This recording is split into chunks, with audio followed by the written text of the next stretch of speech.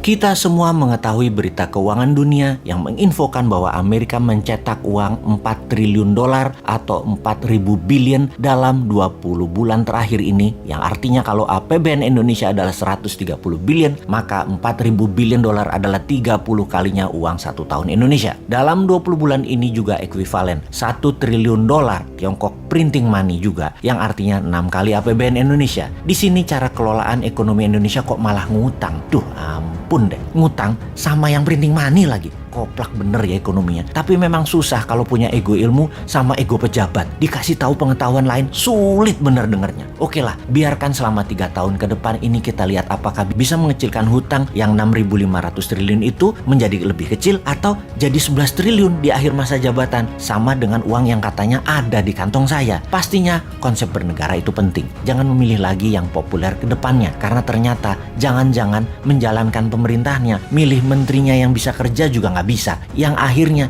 dia lagi yang ditunjuk untuk menyelesaikan proyek mercusuarnya. Coba lihat dengan seksama siapa yang bisa bertanding di tahun 2024. Semuanya dirinci. Bisakah membuat rupiah ke 10.000 terhadap dolar? Bisakah membangun tanpa pinjaman IMF dan pinjaman Tiongkok? Bisakah membuat Indonesia menjadi raja ASEAN di tahun 2035? Bisakah mensejajarkan Indonesia dengan Tiongkok dan Amerika di tahun 2045? Apa konsep ekonominya? Apa konsep pertahanan wilayahnya? Pasti nggak ada. Sebutkan 3 gubernur yang populer saat ini di survei terdepan. Mampu nggak dia? Coba tanya incumbent yang saat ini jadi menteri, yang beberapanya cukup genit untuk menari di tahun 2024. Sekarang ngapain aja mereka? Lalu di tahun 2024 nanti mereka ngapain? Rasanya sulit membuat Indonesia menjadi superpower kalau mereka-mereka ini yang menjabat. Ini pertanyaan dan pernyataan loh. Tapi mereka harus buktikan dengan konsep-konsep mereka itu. Atau sisi lain, oposisinya. Siapa yang akan menari di tahun 2024 dari oposisi saat ini? Apa konsep luar negerinya? Timnya siapa saja? New Mind setidaknya ada 5 orang yang sudah dijual tampang mereka dikemas dalam promosi workshop. Mau tahu 100 orang lainnya lagi? Perlahan New Mind akan pajang siapa saja mereka dan silakan menilai. Pastinya mereknya bukan dari oposisi, bukan dari incumbent. Fresh, segar, dan New Mind. Kita belajar banyak 7 tahun ini, belajar banyak 20 tahun ini, dan sadar ternyata genre atau aliran politik 20 tahun terakhir tidak membuat Indonesia berdaulat. Jadi apapun yang berbau aliran gaya 20 tahun terakhir pemerintahannya, harap jangan dikasih peluang lagi.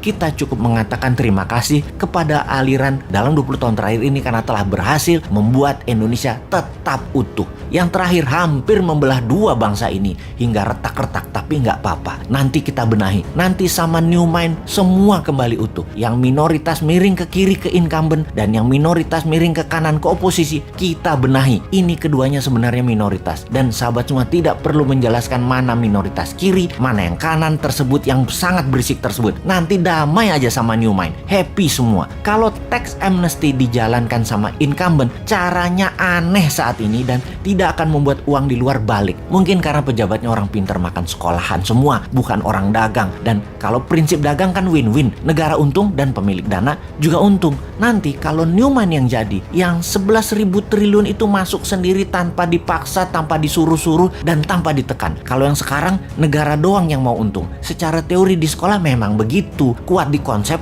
dan kuat di kertas. Di prakteknya ditinggal, dilepeh. Nanti New Mind masukkan dolar milik swasta ke tanah air dengan lebih cantik, nggak galak, nggak pakai buzzer, nggak naikkan pajak, nggak ada framing dan kriminalisasi. Kita main cantik, semua happy. Mau tahu caranya? Nanti di 2024 kita praktekkan.